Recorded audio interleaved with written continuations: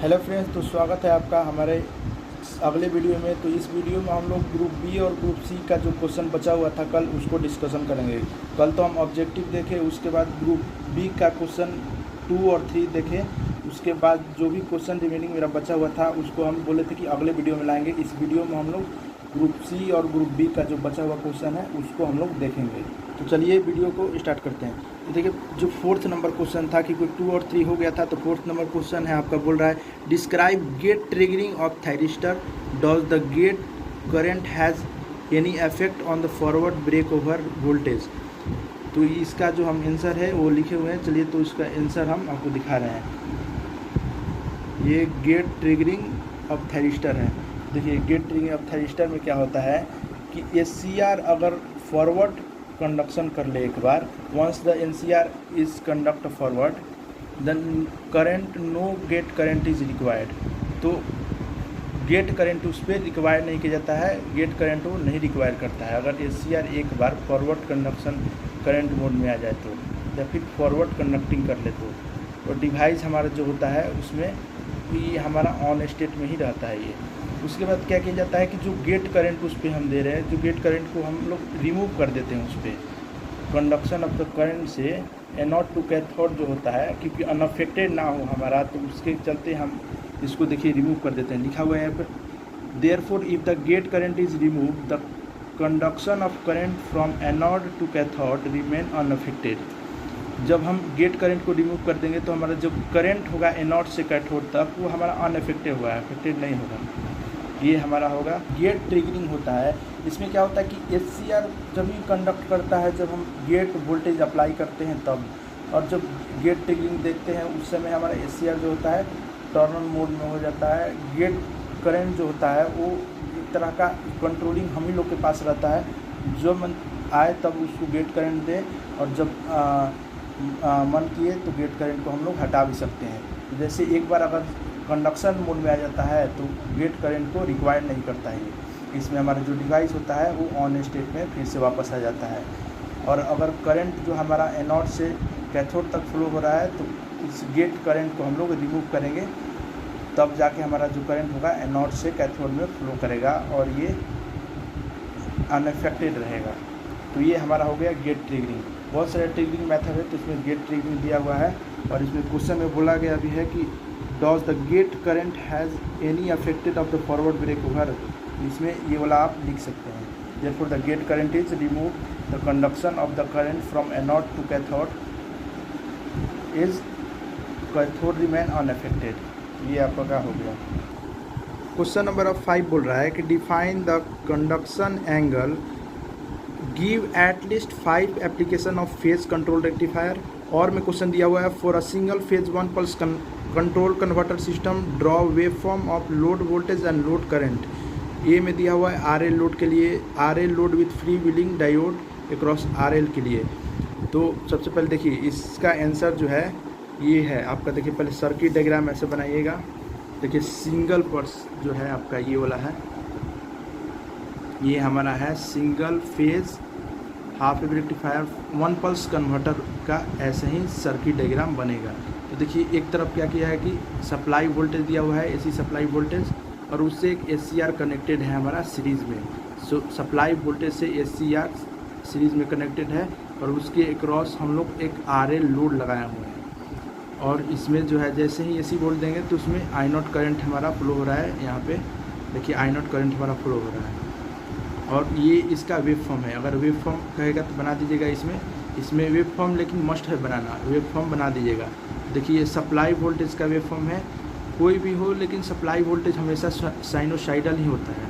कोई भी आपका सिंगल पल्स हो या 3 पल्स हो, तो उसमें अगर हाफ वेव RL लोड के लिए कहेगा या आपका RLE लोड के लिए कहेगा तो उसमें सप्लाई वोल्टेज हमेशा साइनोसाइडल ही होता है। अब ये देखिए आउटपुट वोल्टेज जो इसके क्रॉस, जो लोड के क्रॉस आउटपुट वोल्टेज है, उसका वेव कुछ इस तरह का शिफ्ट होगा पॉजिटिव में, और ये I0 का कुछ इस तरह का होगा, जो हमारा I0 करंट का जो है आउटपुट करंट का। देखिए अब इसमें लिखा हुआ कि गेट पल्स जो होता है सेम होता है due to the load is resistive.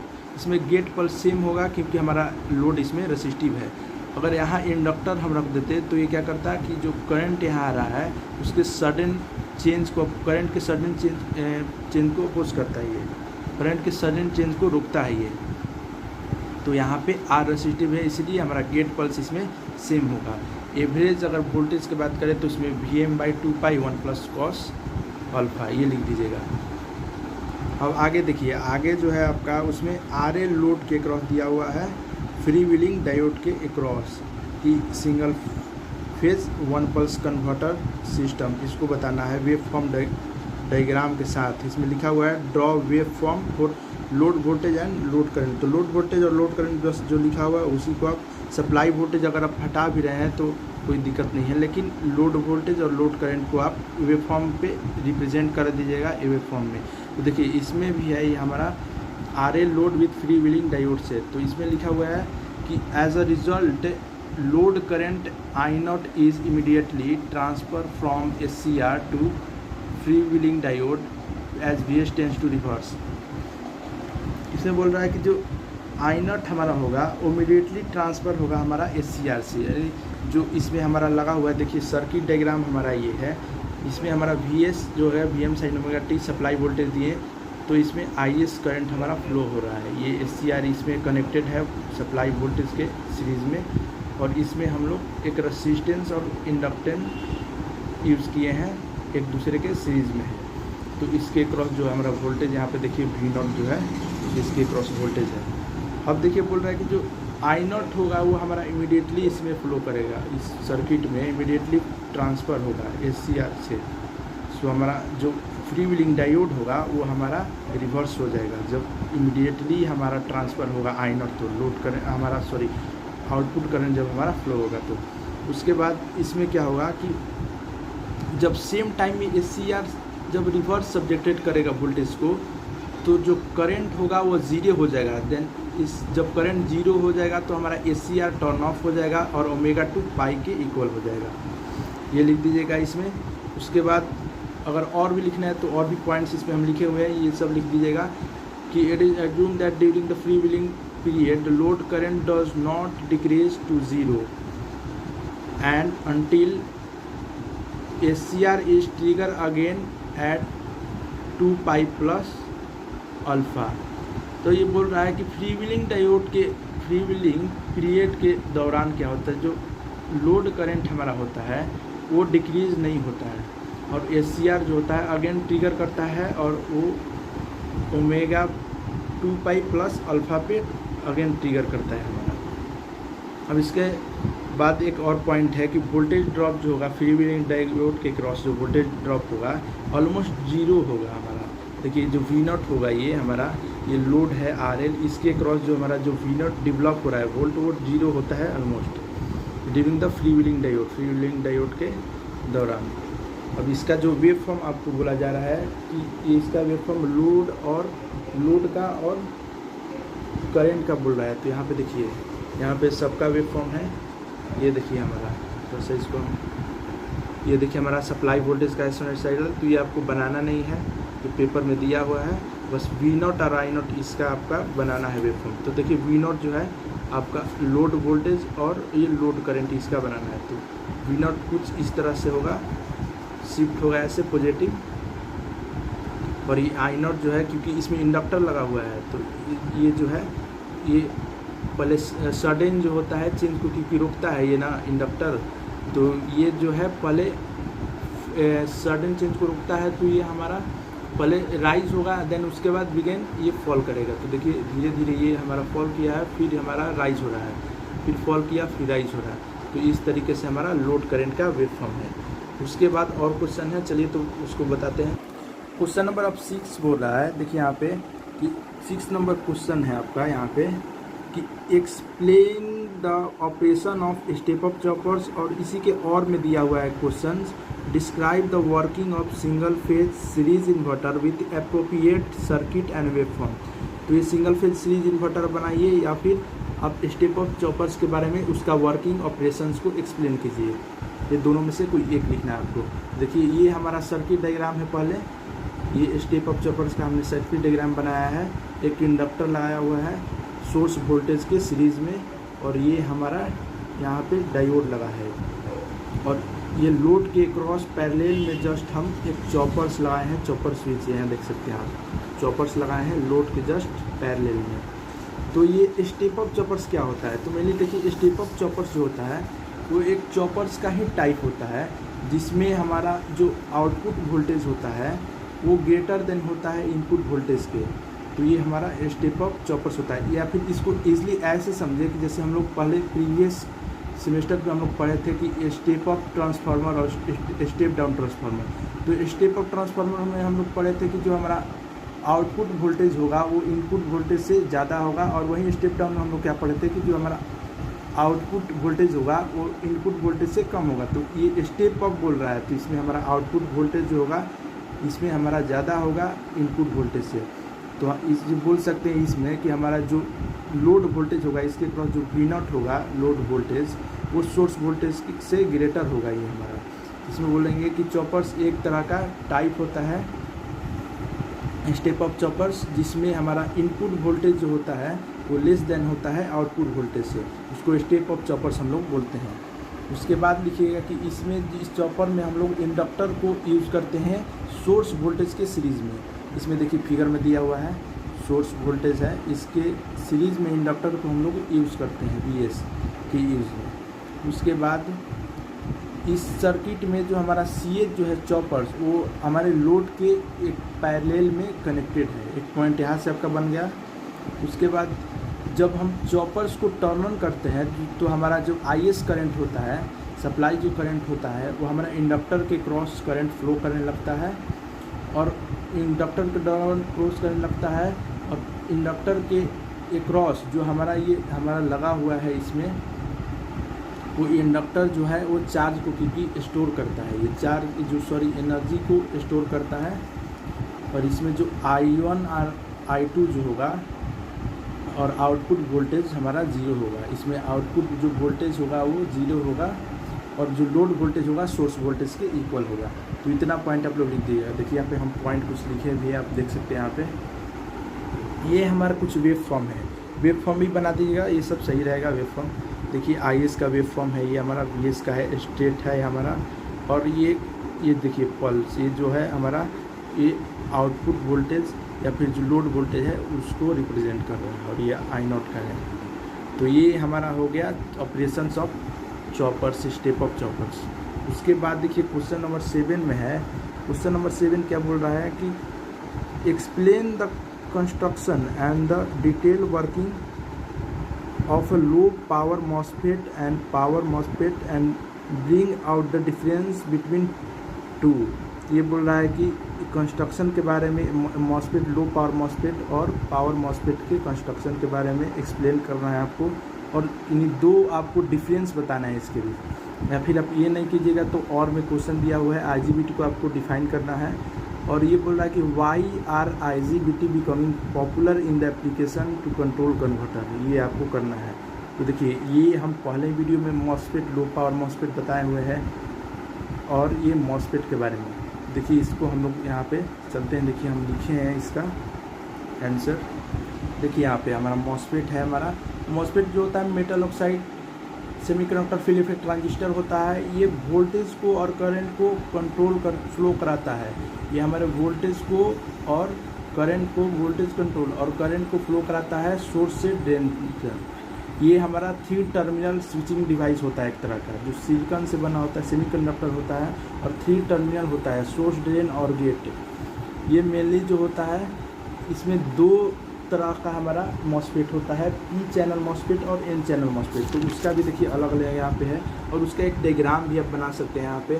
Source drain जो मैंने कल भी बता रखा है यहाँ पे, सोर्स गेट ड्रेन को आपको बता देना है यहाँ पे, और एक तरफ N टाइप्स ऑफ स्टेट और दूसरी तरफ P टाइप्स ऑफ स्टेट बना देना है।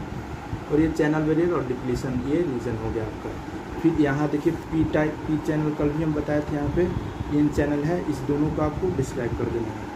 और इसमें जो है बता देना है कि जो हमारा P चैनल है उसमें हमारा जो करंट होता है पॉजिटिव के थ्रू फ्लो करता है, जो डायरेक्शन होता है करंट का वो पॉजिटिव होता है, और N चैनल में जो करंट फ्लो का डायरेक्शन होता है वो नेगेटिव होता है। ये हो गया हमारा इसमें। अगर कुछ एडवांटेज कहेगा तो वो भी लिख देना है इसको। तो ये हमारा power MOSFET, power low power MOSFET हो गया हमारा। अब ये क्वेश्चन नंबर 8 में है आपका, ये क्वेश्चन आप 8 देख रहे हैं यहाँ पे है। ये बोल रहा है कंपेयर, सॉरी इसके ऊपर है 7, तो ये तो हम लोग डिस्कस कर चुके हैं, ये हमारा 8 है। Compare the feature of thyristor with those of the power transistor, explain how the second breakdown phenomenon occur in a power transistor. और में दिया हुआ है what are the factors governing the rise time during the thyristor turn on and explain how the thyristor gate trigger with high dV/dt। तो देखिए इसमें लिख दीजिएगा आप rise time during turn on के बारे में। यहाँ पे हम लिखे हुए हैं कि जो TRC जो होता है, टाइम रेशियो जो होता है, इसमें राइज टाइम के दौरान जो होता है, इसमें आप लिख दीजिएगा कि जो इसमें क्या होता है कि कंट्रोल स्कीम के दौरान जो हमारा जो टाइम रेशियो T1/T होता है, ड्यूटी साइकिल अल्फ़ा, वो वेरीड करते रहता है हमारा। और इसमें क्या होता है, जनरली इसमें 2 स्ट्रैटेजीज होता है हमारा, इसमें इस स्कीम में हमारा 2 स्ट्रैटेजीज रियलाइज होता है हमारा। एक कंट्रोल फ्रीक्वेंसी सिस्टम, एक वेरिएबल फ्रीक्वेंसी सिस्टम हो गया आपका। तो देखिए क्वेश्चन नंबर आपका जो 8 है, 8 में मेनली जो बोल रहा है कि राइज टाइम टर्न ऑन के दौरान जो है, थाइरिस्टर टर्न ऑन के दौरान जो राइज टाइम होगा, इसमें जो हमारा एनोड होगा, एनोड का जो करंट होगा वो 10 से 19% हमारा बढ़ जाएगा, इंक्रीज हो जाएगा एनोड करंट हमारा। उसी चलते जो होगा हमारा इनिशियली जो होगा हमारा एनोड वोल्टेज, वो हमारा डिक्रीज़ कर जाएगा, एनोड वोल्टेज डिक्रीज़ कर जाएगा 19% तक हमारा। तो इसमें ओवरऑल थाइरिस्टर टर्न ऑन के दौरान क्या होता है कि हमारा एनोड करंट जो होता है वो बढ़ जाता है, उसके कारण जो हमारा एनोड वोल्टेज जो है वो हमारा घट जाता है एनोड करंट के बढ़ने के दौरान। उसके बाद देखिए अगला इसमें बोल रहा है कि ये तो समझ गए हम कि क्या होता है dI/dt एंड dV/dt, यहाँ पर लिखे हुए भी है हम, चलिए आपको दिखा रहे हैं। हमारा आंसर जो है dV/dt, यहाँ पे जो हमारा है dV/dt ओवर वोल्टेज प्रोटेक्शन, एक ग्रेटर फेल्योर होता है ACR का, ट्रांजिएंट ओवर वोल्टेज के कारण हमारा ACR फेल कर जाता है, तो उसमें हम लोग वेरिस्टर यूज़ करते हैं उसके अक्रॉस में। ये हमारा आंसर है, 4-5 पॉइंट उसमें आप लिख दीजिएगा। उसके बाद फिर dI/dt जो है यहाँ पे देखिए है ओवर करंट प्रोटेक्शन dI/dt, तो इसमें भी होता है हमारा ओवर करंट होने के चलते, dI/dt बढ़ने के चलते हमारा क्या होता है कि शॉर्ट सर्किटेड होने लगता है, उसके कारण हमारा जो करंट होता है लाइटनिंग स्ट्राइक करने लगता है, हमारा स्पार्क प्रोड्यूस होने लगता है, तो उसको और ACR हमारा डैमेज ना हो, तो उससे बचाने के लिए हम लोग और dI/dt में हम लोग शॉर्ट सर्किट ना हो तो सर्किट ब्रेकर या फिर हम फ्यूज़ यूज़ करते हैं उसमें। तो इसमें कुछ पॉइंट्स है, अब देख लीजिए, जो भी लिख दीजिएगा उसी तरह का है ये। The cause of over current is short circuited, the gate signal is search current is lightning strike, and दूसरा पॉइंट है this kinds of the over voltage may be led to damage the thyristor junction temperature exceeding very rated value. This short circuit are either internal or external. The internal short circuited causes by reason like failure of ACR to be blocked the forward and reverse voltage। इस तरह का आपका है। और एक उसमें और भी है क्वेश्चंस, बोला है कि describe the electronics crowbar protection circuit. देखिए क्रोबार एक स्पेशल तरह का सर्किट होता है, जो क्रोबार सर्किट बहुत बार क्वेश्चन पूछा भी गया है। ये क्रोबार एक स्पेशल टाइप का प्रोटेक्शन सर्किट होता है। मेनली ये क्या करता है, इसमें 3 कंपोनेंट्स यूज होता है आपका, एक वेरिस्टर यूज होता है, सॉरी एक होता है आपका ACR यूज होता है, इसमें हमारा जेनर डायोड होता है, वेरिस्टर को और एक रजिस्टर को कनेक्ट किया जाता है। इसका देखिए हम दिखाएंगे, यहाँ पे लिखे हुए हैं हमारा क्रोबार एक तरह का प्रोटेक्शन सर्किट होता है जो ओवर वोल्टेज से प्रोटेक्ट करता है, हमारे ओवरऑल इंटायर सर्किट को हमारा प्रोटेक्ट करता है। जो सर्किट हो गया इसका देखिए एक सर्किट डायग्राम हम बना रहे हैं यहाँ पे, हमारा क्रोबार का सर्किट इस तरह का कुछ होता है।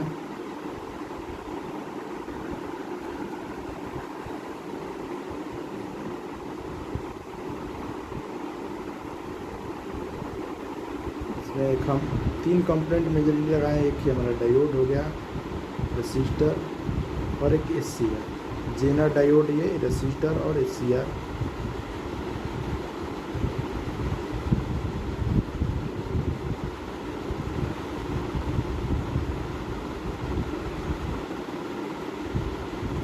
तरफ पावर का हम लोग सप्लाई देते हैं। देखिए ये हो गया हमारा, एक तरफ पावर का सप्लाई देते हैं और दूसरे तरफ हम क्या देते हैं कि एक प्रोटेक्शन नीड प्रोटेक्शन। तो ये हमारा सर्किट डायग्राम ऐसे कुछ बनता है। देखिए हम इसको बनाए भी हैं, आपको दिखा रहे हैं यहाँ पे। यहाँ ये हमारा एक तरह का क्रोबार के बारे में है। क्रोबार सर्किट एक स्पेशल तरह का प्रोटेक्शन सर्किट होता है जो ओवर वोल्टेज से हमारे इंटायर सर्किट को बचाता है। दूसरा नंबर, क्रोबार एक सिंपलेस्ट सर्किट होता है, मेनली 3 कंपोनेंट से ये बना होता है। देखिए 3 कंपोनेंट है, ये हमारा जेनर डायोड हो गया आपका, उसके बाद इसमें आपका हो गया SCR और एक रेसिस्टर, जो गेट पल्स जो है इसका इस रेसिस्टर के इस एनोड जो है एनोड के जेनर डायोड से कनेक्टेड है। एक तरफ हम पावर सप्लाई दे रहे हैं और दूसरे तरफ जो है वो सर्किट जो है वो उसमें प्रोटेक्शन नीड है। ये हमारा हो गया इसमें। अब देखिए इसमें जो वोल्टेज होगा इसके क्रॉस, जो वोल्टेज होगा आर के क्रॉस, जो वोल्टेज क्रॉस आर होगा वो हमारा 0 होगा, क्योंकि हमारा जो SCR है वो रिमेन हमारा ओपन है। तो SCR के ओपन होने के चलते जो हमारा जो वोल्टेज होगा वो रेसिस्टेंस के क्रॉस हमारा 0 होगा। तो इस तरह का आप हम बना देंगे, सर्किट बना देंगे और कुछ 1-2 पॉइंट है इसमें क्रोबार के बारे में लिख देंगे, और भी बहुत सारा पॉइंट है, आप देख लीजिए इसको एक बार, ये सारा पॉइंट्स। ये हो गया हमारा क्वेश्चन नंबर 9। उसके बाद क्वेश्चन नंबर 10 के पे हम लोग चलते हैं। क्वेश्चन नंबर 10 क्या बोल रहा है? क्वेश्चन नंबर 10 हमारा यहाँ पे देखिए बोल रहा है, how power control or motoring control can be done by chopper drive explain. या फिर और में है आपका define line commutated inverter, how do they operate, explain difference between lines. तो देखिए लाइन कम्यूटेटेड इन्वर्टर क्या होता है यहाँ पे, तो यहाँ पे देखिए हम लिखे भी हैं। लाइन कम्यूटेटेड इन्वर्टर जो होता है एक तरह का ये टाइड टू पावर ग्रिड और लाइन्स होता है। ये जो इसमें जो होता है कम्यूटेशन ऑफ पावर कन्वर्जन होता है DC to AC, यानी पावर का कन्वर्जन होता है हमारा DC to AC में, और ये पावर लाइन द्वारा कंट्रोल होता है हमारा, मेनली ये पावर लाइन द्वारा कंट्रोल होता है। इसमें क्या होता है कि अगर हमारा SCR फेल्यूर हो गया, अगर SCR किसी कारणवश हमारा फेल्यूर होगा तो जो हमारा जो पावर ग्रिड होता है PVS, जो पावर ग्रिड जो होता है वो फीड करता है पावर को लाइन में। PVS जो होता है वो हमारा इसमें पावर को लाइन में फीड करता है। ये हमारा लाइन कम्यूटेटेड इन्वर्टर्स हो गया। इसमें क्या होगा, दोनों तरफ हमारा AC होगा। इसमें हम लोग mainly AC to AC frequency conversion करते हैं। लाइन कम्यूटेटेड में हम लोग AC to AC frequency conversion करते हैं, AC को AC में ही कन्वर्ट करते हैं हम इसमें। देखिए AC इनपुट हम एक फ्रीक्वेंसी को देंगे और उसके बाद फिर वो ट्रांसफ़र होगा आउटपुट में AC फ्रीक्वेंसी ही देगा। तो अगर हम इनपुट में AC दे रहे हैं तो हमारा आउटपुट जो फ्रीक्वेंसी मिलेगा आउटपुट में वो AC फ्रीक्वेंसी ही मिलेगा इसमें। देखिए इसमें हमारा जो सर्किट डायग्राम है कुछ इस तरह का है, हमको डायग्राम दिखा रहे हैं ड्रॉ करके। ये हमारा इसमें 4 पहले थाइरिस्टर लगाइए,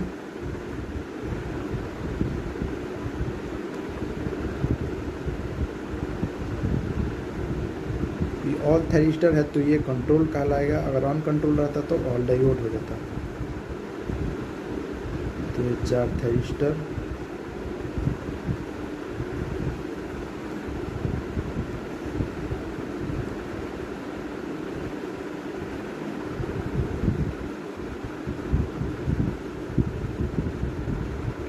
RL लोड इसके क्रॉस में लगा देंगे, RLE लोड।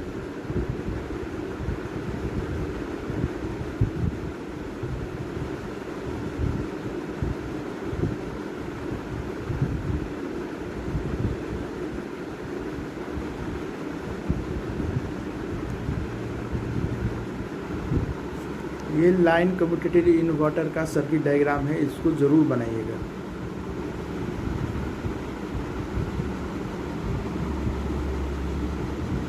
अगर हर एक एग्ज़ाम में आप अगर डायग्राम भी बना देते हैं तो बेस्ट भी होता है किसी भी चीज़ को रिप्रेजेंट करने के लिए।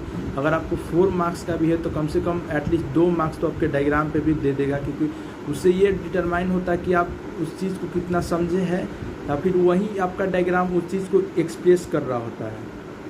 और यहाँ हम एक सप्लाई देंगे, वो भी वोल्टेज सोर्स यहाँ से एसी सप्लाई देंगे, इसके दूसरे टर्मिनल से जोड़ देंगे VS। ये हमारा देखिए, ये हमारा सर्किट डायग्राम हो गया, circuit diagram of line commutated inverter. तो ये हो गया हमारा, कुछ इसमें पॉइंट है वो लिख दीजिएगा। अब अगला लास्ट क्वेश्चन है हमारा 11 नंबर क्वेश्चन, चलिए उसको देखते हैं। तो देखिए यहाँ पे 11 नंबर क्वेश्चन क्या बोल रहा है कि define DC chopper. DC chopper के बारे में बताना है आपको। Describe the working of type B chopper and does it operate as step down और स्टेप अप चॉपर्स, एक्सप्लेन। बोला है कि डीसी चॉपर्स क्या होता है उसके बारे में बताना है, और टाइप बी चॉपर्स का वर्किंग के बारे में बताना है आपको, डिस्क्राइब करना है, और ये बताना है कि क्या जो टाइप बी चॉपर है ये हमारा स्टेपर और स्टेप डाउन चॉपर जो होता है उस पर ऑपरेट होता है। तो ये वाला एक्सप्लेन करना है आपको, ये सब आंसर। चलिए तो हम सबसे पहले जानेंगे कि डीसी चॉपर्स होता क्या है। तो मेनली डीसी चॉपर एक स्टैटिक डिवाइस होता है जो फिक्स वोल्टेज को वेरिएबल आउटपुट वोल्टेज में कन्वर्ट करता है। फिक्स डीसी इनपुट वोल्टेज को वेरिएबल आउटपुट वोल्टेज में कन्वर्ट करता है directly.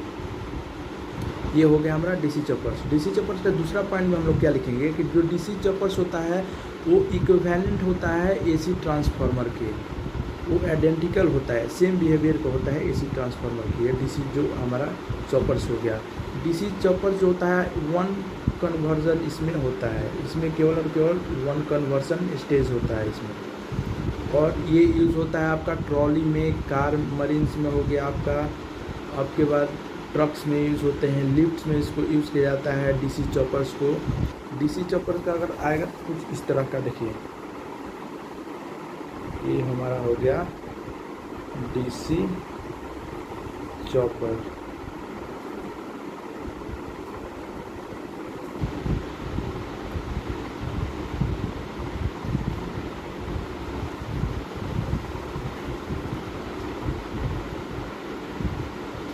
Fix DC input voltage को वेरिएबल आउटपुट डीसी में कन्वर्ट करता है, और डीसी आउटपुट वोल्टेज में कन्वर्ट करता है।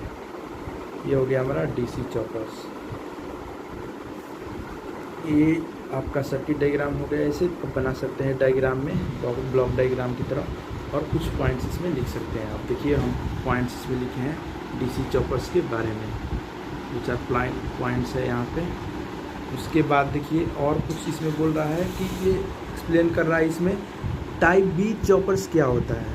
तो टाइप बी चॉपर जो होता है हमारा एक ऐसा चॉपर्स होता है जिसमें हमारा एक आउटपुट जो करंट होता है वो पॉजिटिव और आउटपुट वोल्टेज निगेटिव होता है हमारा। टाइप बी चॉपर्स को हम लोग क्या बोलते हैं कि सेकेंड क्वाड्रेंट चॉपर भी बोलते हैं। Type B choppers is also known as second quadrant choppers. तो इस चॉपर्स में क्या हो गया, हमारा जो आउटपुट करंट आई नॉट होगा वो हमारा निगेटिव हो जाएगा, और आउटपुट वोल्टेज हमारा वी नॉट पॉजिटिव हो जाएगा। देखिए कुछ इस तरह का होता है हमारा। ये हम